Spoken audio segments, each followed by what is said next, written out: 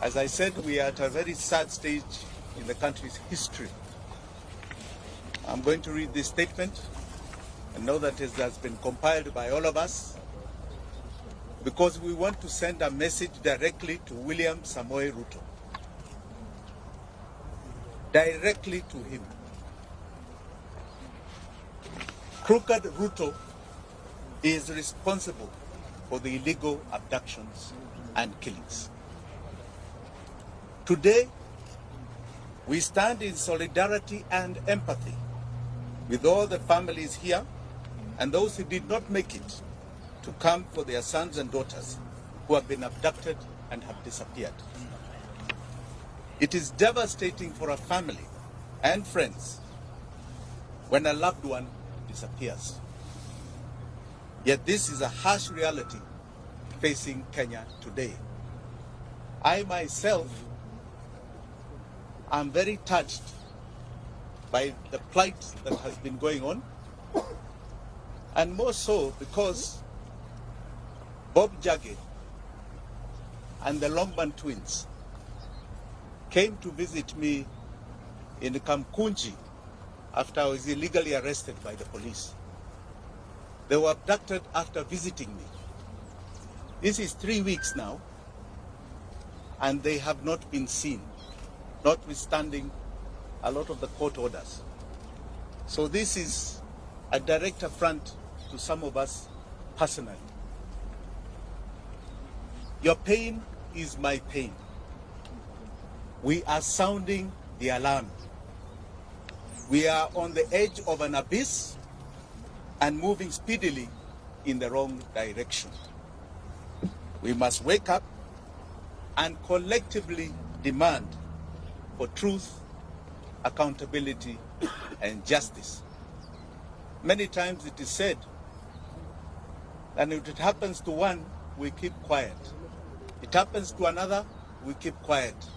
Eventually it will land in each of our doorsteps. We saw this during the abductions of so-called terror suspects. We've seen it over the years. But because there is a security team that tells us that it's for our benefit, we keep quiet. Today they have extended it to people who have been peacefully demonstrating in this country. Abductions is becoming a way of life. Extrajudicial killings a way of life. This is not the Kenya that was envisaged even by the makers of the new constitution. The terrifying illegal abductions, enforced disappearances, and extrajudicial killings in Kenya remain a state strategy to spread terror amongst us. The feeling of insecurity and fear it generates is not limited to close relatives of the abducted or the disappeared only. It affects each and every one of us. Illegal abductions and enforced disappearances violates the right to life, liberty, protection before the law, and protection from other cruel, inhumane treatment and punishment. Abductions victimizes the families, relatives, friends, and victims and survivors like we have here. We have a young man here who was abducted all the way to Maragua. He'll tell you his story. Abductions are a gross violation of the international law, including the Rome Statute. Abductions are kidnapping. Please understand. The state is kidnapping people, kidnapping Kenyans.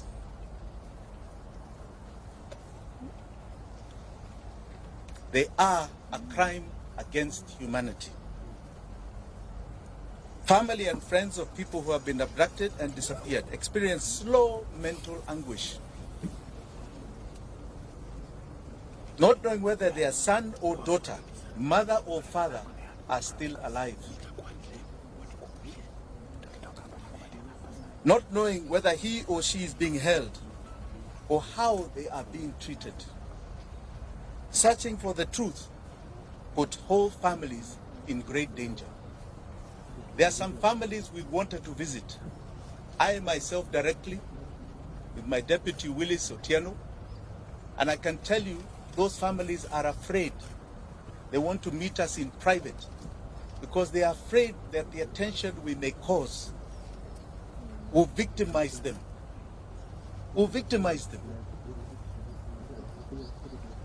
No order or instruction of any public authority, civilian, military, or other, may be invoked to justify a form of abduction, stroke kidnapping, to enforce disappearance. Any person receiving such an order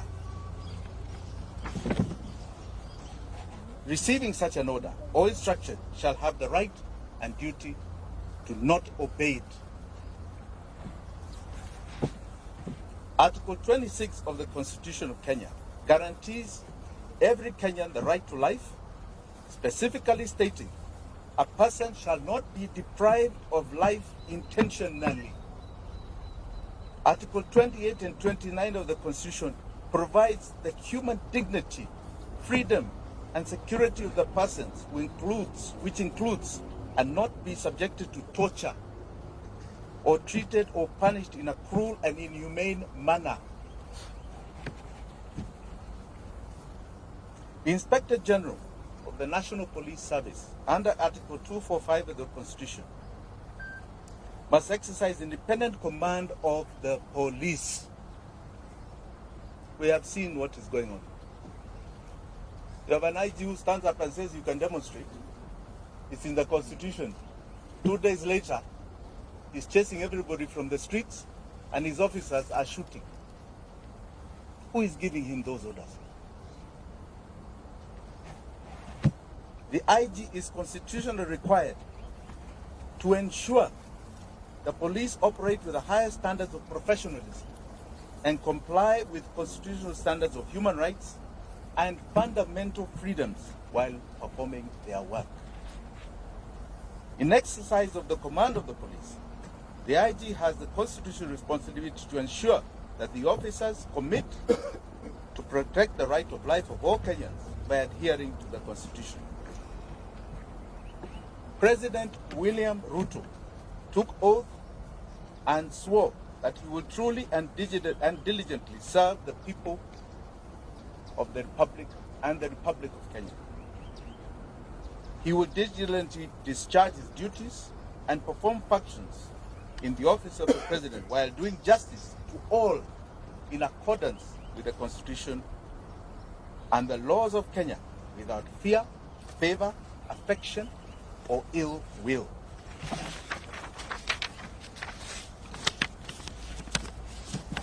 President Ruto, and I say crooked Ruto, the crooked man, took oath and swore to faithfully bear true allegiance to the Republic of Kenya and will obey, observe, protect, and defend the Constitution of this country. And he will protect and uphold the sovereignty, the integrity, and the dignity of every single Kenyan. That is an oath you are swearing to God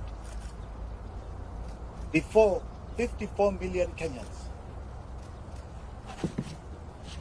Regrettably, today it can be confirmed that crooked Ruto has not only violated the Constitution of Kenya, but has contravened his oath of office.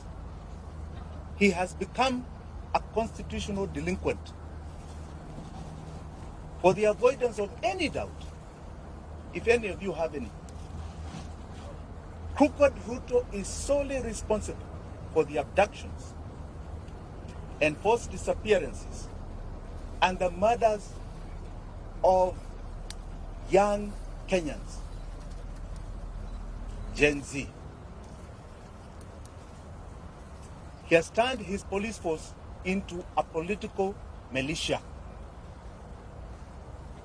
Kenyans must never forget William Ruto's history. And Kenyans will never forget what he's doing to us today. Crooked Ruto is hypocritically mocking, laughing, and demeaning the abducted, disappeared, and murdered sons and daughters of this country, and their loved ones who are painfully crying daily. The only crime they have committed is exercising their constitutional and democratic right to peacefully and unarmed demonstrate on the streets in our country. We will not yield to Crooked Ruto's tyranny. We will not. Because to yield is to advertise to all those that have fought for the democracy that we have today, starting from 1920. We are telling them that we have succumbed to the will of tyranny. William Ruto will not take us there. He is no different. When you look at that man, read the history of people like Pol Pot of Vietnam, Adolf Hitler. Read the history of Amin Dada, who was just next door to us, Umar Bashir, who created atrocities in Sudan. He is no different. It's not a man to glorify. That is a man to feel shame that he represents this great country called Kenya in any position. Finally, I wish to assure the abducted, the disappeared, and their families here and home, you shall never be forgotten by Kenyans. Ruto may forget, may ignore, but we will never forget. You are the true freedom fighters of our time. You are the heroes and heroines of this country. Forgetting you is rejecting our own identity. Forgetting you is to renounce the meaning of our life. Forgetting you means that we do not even love our own families.